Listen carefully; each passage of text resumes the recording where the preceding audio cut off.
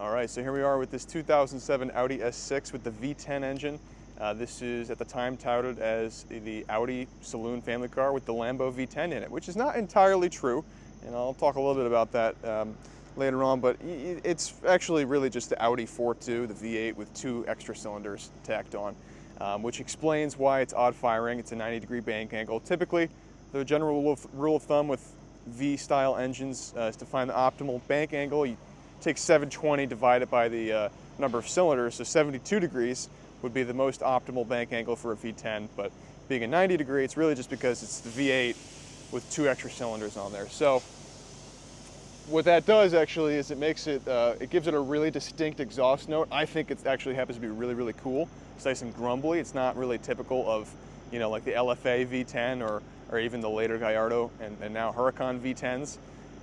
It's kind of unique, you know, and it actually sounds almost a little bit American, which, if you think about it, that's what Dodge did with their V10 for the Viper. It was a Dodge V8 with 2 cylinders tacked on, odd firing. So kind of makes this like a really just unique, muscly saloon car. And I think, you know, that's just all for the better. But I think without further ado, let's go ahead, hop on inside, and take it out on the open road. So on the inside here, this example wears 85,000 miles, and it has a ton of service history to back it up, which is always good. You do have the 6-speed ZF, it's the Tiptronic automatic transmission, and that was the only available option for these cars. These were not sold with the manual. But inside, you'll see it's nice and quiet in here. And I'll open the window there for a second.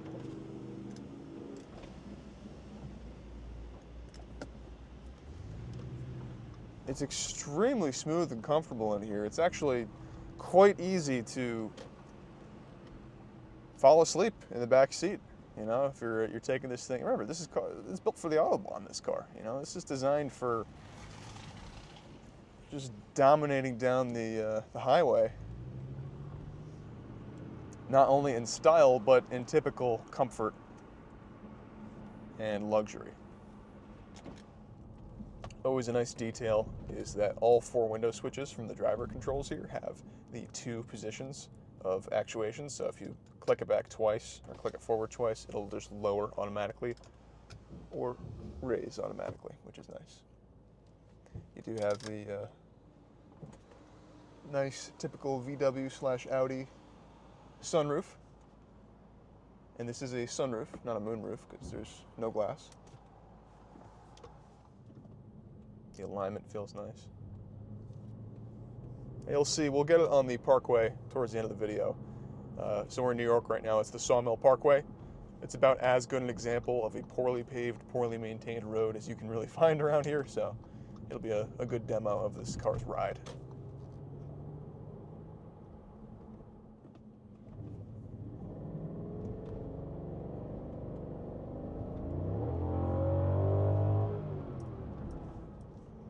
Red line is at about 7,000 revs for this motor, which of course Audi, the team of engineers there, they did tune this to, to be set up as a saloon car, as a regular family sedan.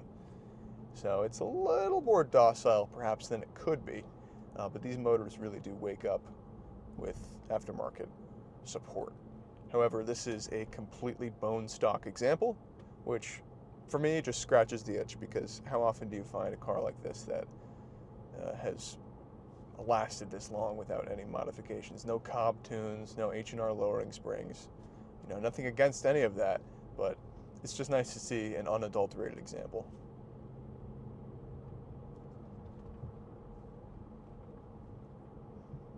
And it really does bring you back in time a little bit.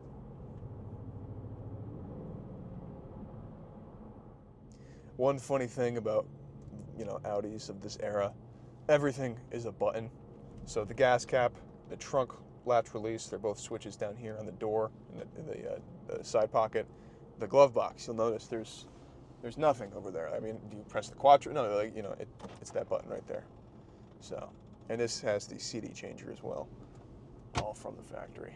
But, really the only mechanical latches or switches or anything on this car are just the door releases. That's it. And And frankly, I'm surprised that those aren't even buttons. You do have sport mode,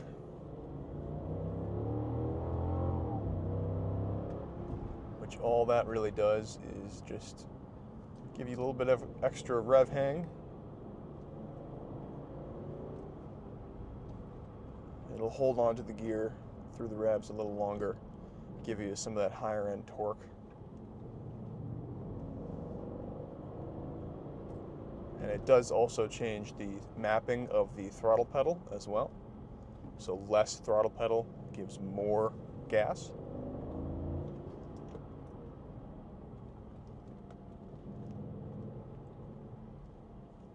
But you know, this is not an RS car. You don't have big brakes. You don't have a fancy steering wheel. So it's not really designed for whipping through back roads like we're doing right now. However, it does make some great noises. I'll open the windows in the back.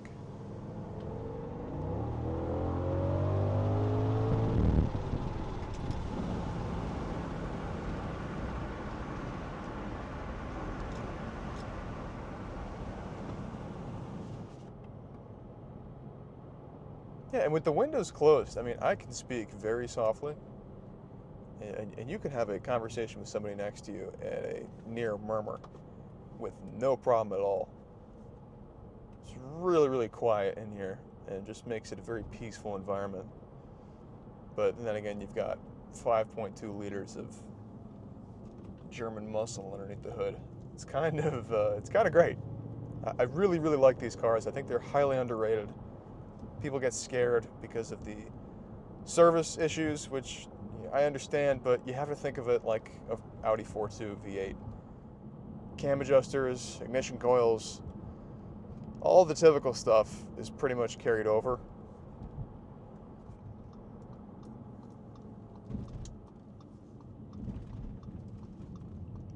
Now here we are on the parkway.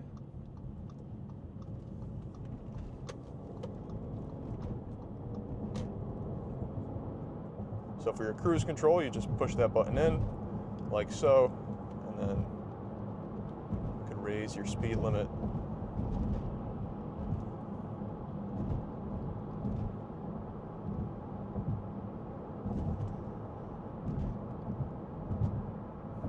And just like that, you're cruising about.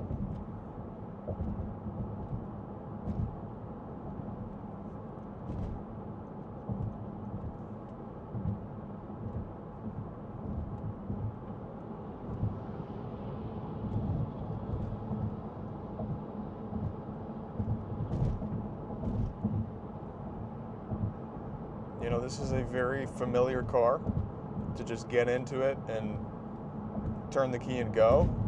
But at the same time, it's got some fun little quirks, and it has some really serious credibility as well with that power plant underneath the hood.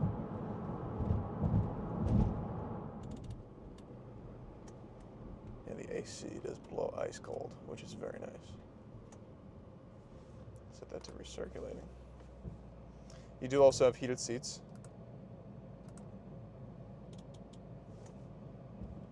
The climate control takes a little bit of getting used to, because for all of these controls, you basically press the fan, now you can adjust the fan, you press the heated seat, now you can adjust the heated seat. It's a little quirky, but you get used to it.